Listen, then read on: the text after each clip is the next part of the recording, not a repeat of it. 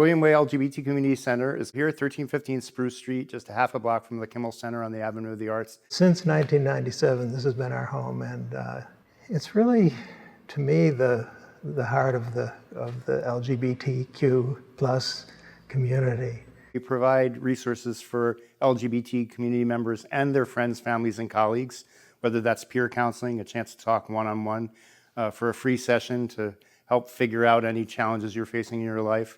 Our many support groups, including for transgender people, for HIV positive folks, and for seniors. It was thrilling to have members of the orchestra here and to hear the Mozart, the Mendelssohn piece, and the Higdon piece. It just, it seemed so right. Yeah, so Judy and I have been friends for about 10 years. And when I first became director of the center, I knew I wanted to bring classical music to the center.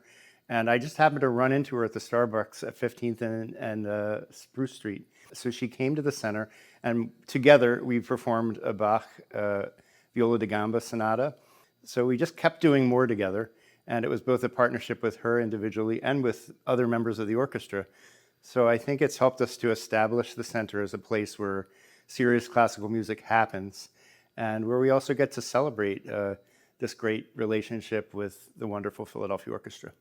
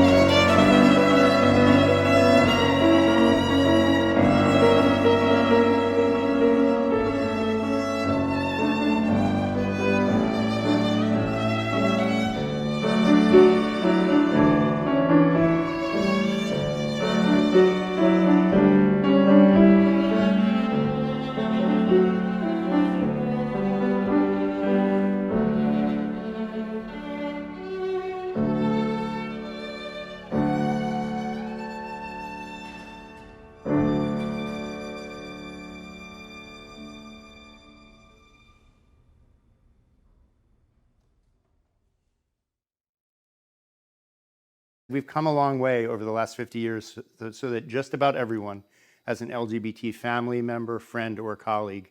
So we view this center for all Philadelphians and really for all folks in the region who want to come explore what LGBT arts and culture may mean for them. And really, we view music as a powerful way to do that. We do everything here, and for 25 years we've had music and dance and drag shows. We're so proud that we can be one of the places in the city where people can organize and advocate for their needs. Our archives is one of our oldest programs, and it documents over 100 years of LGBT history, both in Philadelphia and the region. So there's all kinds of things here that I pulled out today just as a representative sample of some of the materials that we collect. For instance, we've got a box of buttons. This is actually a donation from Wilson Weinberg. We collect things like photographs. So we've got some, these photographs are of a same-sex wedding that took place in a private home in Philadelphia in 1957. And we have been working to try to identify who is this couple, who else is in the wedding party. So far, we've not been successful. They've gotten a lot of press, but it's still a mystery to us. But sort of a really interesting look into the past to see that that LGBTQ people were finding ways, to celebrate their love, even in times when it had to be done behind closed doors. One of the collections that's under the umbrella of the archives is our permanent art collection. And we have probably about 350 works of art that have been collected over the years, mostly through donation. So we hired M to document this collection, to photograph it, to catalog it. I have been working with John and the Arts Committee to put together a lot of online exhibitions, as well as sort of dipping my toes into curating. The archives are not just about our history. I mean, obviously it's about our history, but I think of archives as well as an act of service that are cultivated and maintained and collected by members of the community. So it's not just a reflection of people in the past or past lives. It's people now presently shaping how we collectively retain memory. For me, art making and making broadly is really just tied to survival in a lot of ways. Goes beyond self-expression. Tell me a little bit more about this piece, that for today's event. I'm a fan of your music, you know this, and I think that every piece you write, big or small, is always so meaningful, but talk to us about this one. So this is actually a movement from a string quartet, and the movement's called Quiet Art. The string quartet was about painters, impressionists, and what artists go through when they're creating art. And this one particular movement, I thought, is there a way to portray the artist in a studio just making their art? How much time you spend alone is a very quiet solitude. But what a lot of people don't know is even though you're alone in your studio, you have an entire world open up in your head. Yeah. It's incredible. It's like incredible, like Technicolor or something. It's like magic blossoming. So this movement kind of starts out very intimate and quiet, as if you're sitting there staring at the manuscript paper with your pencil in hand, and how the ideas blossom out, and they have kind of a lot of energy because you're trying to sort the ideas, and then towards the end it just comes back down because inevitably you're alone in your studio, which I thought it was kind of appropriate for this because so many of us have been alone in our homes during the pandemic, but the art is still getting made.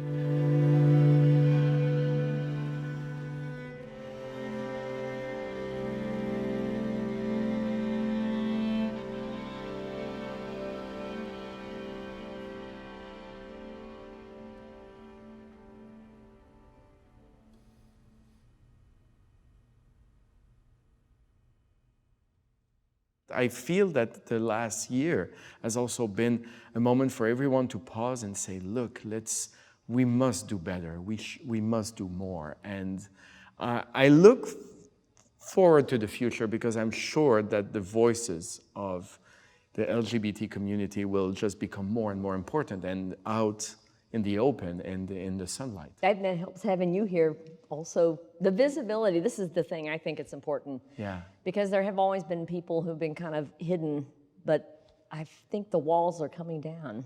Yeah, and yes, and to say proudly who we are and what we do. I think back on the fact that Cheryl, my wife, and I have been together 40 years, and I think about the things I've been able to do in my composing because I had the safety of that comfort, the love, but it also meant I could wear my heart on my sleeve more because I somehow knew she was there and she had my back. And it's been for me, living in Philadelphia, kind of an amazing thing. When we moved here, we weren't sure if we would be able to be out, but what's been incredible is audiences and even people out on the street who've seen me in concerts, they ask how Cheryl's doing. And to me, that's what community is. Oh, I'm glad, Jennifer, you're talking about how important a life partner is. And speaking about Philly, also, we were not sure when I came here. We didn't want to hide at all, or it was not about this, but how welcome or how open we could be.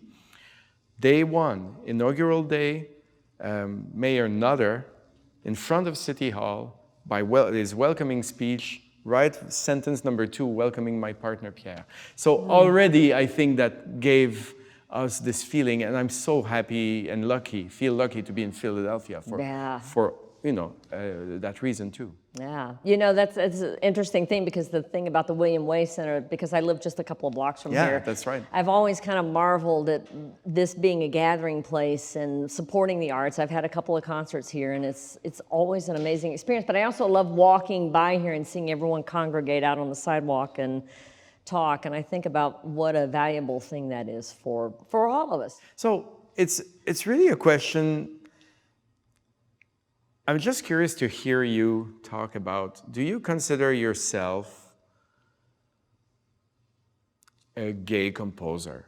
Do you consider yourself a woman composer, or you're just a composer who happens, how would you, I'm sure you're asked this a lot, but I want to hear it, how you feel about that. I always think of myself as a composer first, and I don't think I actually really ever thought about being the woman composer or the gay composer until reporters started asking me. And then, you start thinking, well, how do I articulate this? But undoubtedly, those things are an aspect of my being, my soul, and my world experience. But I never think about when I'm writing, but I have no doubt that kind of having all of that in your brain feeds in. It's like a good chef with a good soup, like the right ingredients to put in.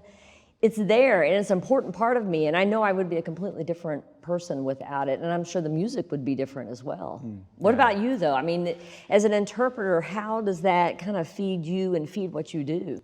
Yeah, I think it's a similar thing, although perhaps because of the fact that being a conductor is so social, and you have to be in front of groups all the time, so you do have to ask yourself the question about how forward do you put this? So I didn't wait until reporters basically said it because I had to somehow. But through this, I know, and this is something that I have at heart, and Pierre too, to be in our own little way, an example, or at least show to the younger people in some generations of people close to us and also far from us in certain states or certain countries. It's even worse, of course. But, it's never easy for anyone to be out there, but to have models and to see that you can have a great, successful composer and you can have a conductor working with the best musicians and orchestras in the world. So that's a role that we're embracing more now. And I think in that sense, it's becoming more and more part of the fabric of what I'm doing. Yes. I'm lucky that I never directly felt discriminated against. Maybe that happened. Maybe some orchestras didn't welcome me as much. I don't know. But I'm lucky I didn't feel this. But that's not a reason for me to say, oh, it's all easy. I know it isn't, and I receive countless letters and emails from the younger generation, especially, and that is something that in the future, especially, I want to embrace even more. Yeah, I have to admit, a lot of times when I've done residencies or I've had concerts in a lot of other places, especially places that are not metropolitan areas, I've had young people come up to me and say, is it okay for me to have a career if I'm gay? But I also have discovered through the years that sometimes for young people, the arts save their lives. Yeah. That's their expression, that's them, but they also have a community, the arts community within their sphere. But it's kind of representative of what the world is in music, you know? It's a family sort of thing. We share the emotion, but also we give strength to a lot of people, and sometimes it's in ways we never thought about. To play and bring Pierre, my life partner, with me, to play the viola with the fantastic principal players of the orchestra is just a joy. And you were saying about, you know, solitude and the whole world of the creativity that opens up. I think also people after the pandemic and during, we need joy. Yes. And joy is about to resume being in person. Yeah. But in the meantime, we try to give some joy with your piece and with Mozart. Yes, that sounds good to me. Thank you. Thank you, Jennifer.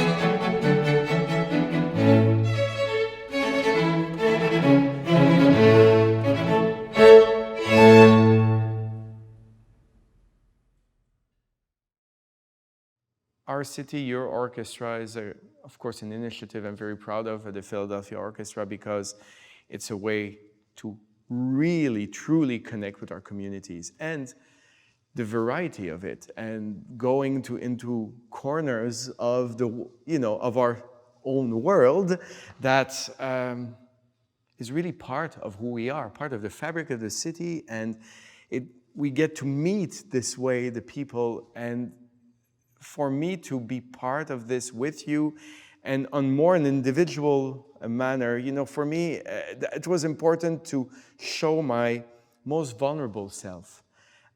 Being a pianist is something I kept almost hidden for a while, and it was this occasional thing that I never really thought I would, after my studies, go back to. And now the pandemic has just given me the time to reconnect with my instrument, so I feel that I'm offering my heart to really in a way of connecting at the deepest level